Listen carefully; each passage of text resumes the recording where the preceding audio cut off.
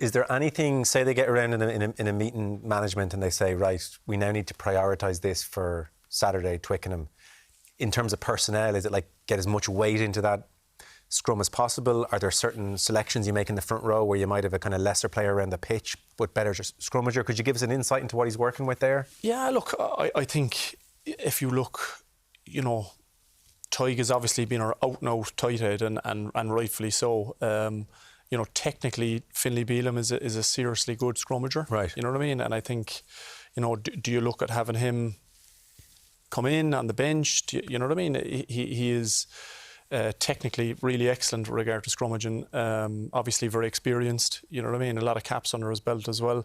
You know, Tom is young, and the other side of that is you're talking about future proof, and I've heard this a lot. You got to learn the hard way sometimes, and he's getting lessons. He's getting more test matches. You know what I mean? The best way of learning is to learn the hard way at times. You know what I mean? You go back to people like Mike Ross. You know what I mean? You've seen him get dished up a fair few times, and all of a sudden he starts 50 or 60 tests in a row because, you know what I mean? He figures things out, and that's part of it. Sometimes you got to take a bit of pain at the start, and I know that's tough in a Six Nations or. You know what I mean? There doesn't seem to be any games anymore internationally that you can experiment with people, but you know, you have to give people time. Like, you can't just have a flash in the pan and, oh, he's not good enough, good luck. You know what I mean? They need to figure things out. He needs to work with Big Joe McCarthy. You know what I mean? When James Ryan is there, there's different fields. You know what I mean? So, you know, you need to give fellas time as well.